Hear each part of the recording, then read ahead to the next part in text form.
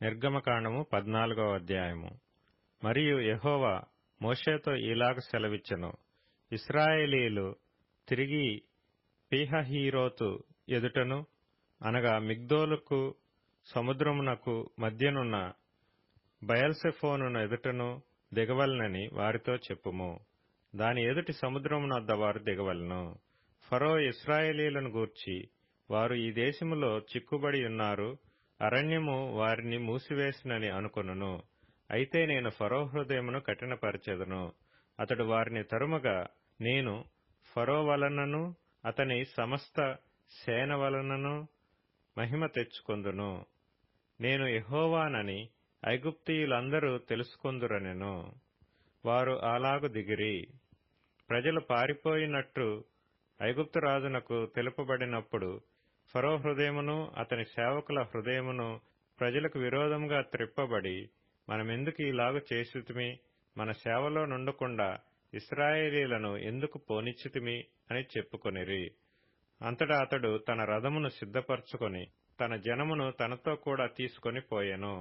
మరియు అతడు శ్రేష్టమైన 600 రథములను, ఐగుప్తు రథములనన్నిటినీ, వాటిలో ప్రతిదాని మీద అధిపతులను తోడుకొని పోయెను. యెహోవా ఐగుప్తు రాజైన ఫరో హృదయమును కఠినపరపగా అతడు ఇశ్రాయేలీయులను తరిమెను. అట్లు ఇశ్రాయేలీయులు బలిమిచేత బయలు వెళ్ళుచుండిరి. ఐగుప్తీయులు అనగా ఫరో రథముల గుర్రములన్నీయు, అతని గుర్రపు రౌతులు, అతని దండును వారిని తరిమి బయల్సెఫోను ఎదుటనున్న పీహహీరోతు నకు సమీపమైన సముద్రము దగ్గర వారు దిగియుండగా వారిని కలుసుకొండ్రి. ఫరో సమీపించుచుండగా ఇశ్రాయేలీయులు కన్నులెత్తి ఐగుప్తీయులు తమ వెనుక వచ్చుట చూచి మిక్కిలి భయపడి యెహోవాకు మొరపెట్టిరి. అంతట వారు మోషేతో, ఐగుప్తులో సమాధులు లేవని ఈ అరణ్యములో చచ్చుటకు మమ్మను రప్పించితివా? మమ్మను ఐగుప్తులో నుండి బయటకు రప్పించి మమ్మను ఇట్లు చేయనేలా? మా జోలికి రావద్దు, ఐగుప్తీయులకు దాసుల మగుదుమని ఐగుప్తులో మేము నీతో చెప్పిన మాట ఇదే గదా?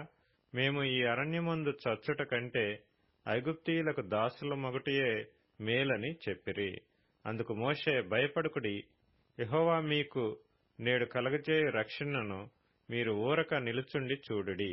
మీరు నేడు చూచిన ఐగుప్తీయులను ఇక మీదట మరి ఎన్నడనూ చూడరు. యెహోవా మీ పక్షమున యుద్ధము చేయును, మీరు ఊరకయే ఉండవలెనని ప్రజలతో చెప్పెను. అంతలో యెహోవా మోషేతో, నీవేళ నాకు మొర్రపెట్టుచున్నావు? సాగిపోవడి అని ఇశ్రాయేలీయులతో చెప్పుము.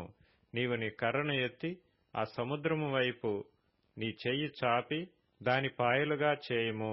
అప్పుడు ఇశ్రాయేలీయులు సముద్రము మధ్యను ఆరిన నేల మీద నడిచిపోవుదురు. ఇదిగో నేనే ఐగుప్తీయుల హృదయమును కఠినపరచుదును, వారు వీరిని తరుముదురు. నేను ఫరో వలనను అతని సమస్త సేన వలనను అతని రథముల వలనను అతని గుర్రపు రౌతుల వలనను నాకు మహిమ తెచ్చుకొందును.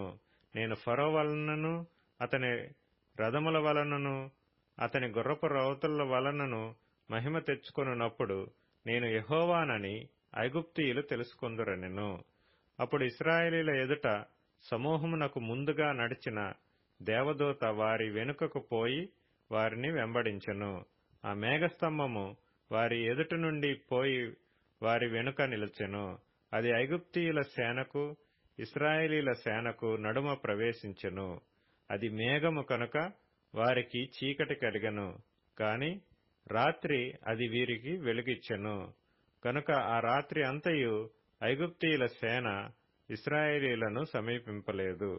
మోషే సముద్రము వైపు తన చెయ్యి చాపగా యెహోవా ఆ రాత్రి అంతయు బలమైన తూర్పు గాలి చేత సముద్రమును తొలగించి దానిని ఆరిన నేలగా చేసెను. నీళ్లు విభజింపబడగా ఇశ్రాయేలీయులు సముద్రము మధ్యను ఆరిన నేల మీద నడిచిపోయిరి. ఆ నీళ్లు వారి కుడి ఎడమ ప్రక్కలను వారికి గోడవలె నుండెను. ఐగుప్తీయులను, ఫరో గుర్రములను, రథములను, రౌతులను వారిని తరిమి సముద్ర మధ్యమున చేరిరి. అయితే వేకువజామున యెహోవా ఆ అగ్ని మేఘమయమైన స్తంభము నుండి ఐగుప్తీయుల దండు వైపు చూచి ఐగుప్తీయుల దండును కలవరపరిచి వారి రథచక్రములు ఊడిపడినట్లు చేయగా వారు బహు కష్టపడి తోలుచుండిరి. అప్పుడు ఐగుప్తీయులు, ఇశ్రాయేలీల ఎదుట నుండి పారిపోదము రండి, యెహోవా వారి పక్షమున మనతో యుద్ధము చేయుచున్నాడని చెప్పుకొనిరి. అంతలో యెహోవా మోషేతో, ఐగుప్తీయుల మీదికిని వారి రథముల మీదికిని వారి రౌతుల మీదికిని నీళ్లు తిరిగి వచ్చునట్లు సముద్రము మీద నీ చెయ్యి చాపమనెను. మోషే సముద్రము మీద తన చెయ్యి చాపగా ప్రొద్దు పొడిచినప్పుడు సముద్రము అధిక బలముతో తిరిగి పొర్లెను. గనుక ఐగుప్తీయులు అది చూచి వెనుకకు పారిపోయిరి.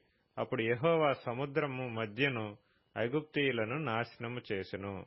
నీళ్లు తిరిగి వచ్చి ఆ రథములను రౌతులను వారి వెనుక సముద్రములోనికి వచ్చిన ఫరో యొక్క సర్వసేనను కప్పివేసెను.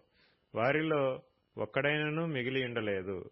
అయితే ఇశ్రాయేలీలు ఆరిన నేలను సముద్రము మధ్యనున్నప్పుడు ఆ నీళ్లు వారి కుడి ఎడమ ప్రక్కలను గోడవలే నుండెను. ఆ దినమున యెహోవా ఐగుప్తీయుల చేతిలో నుండి ఇశ్రాయేలీలను రక్షించెను. ఇశ్రాయేలీలు చచ్చిన ఐగుప్తీయులను సముద్ర తీరమున చూచిరి.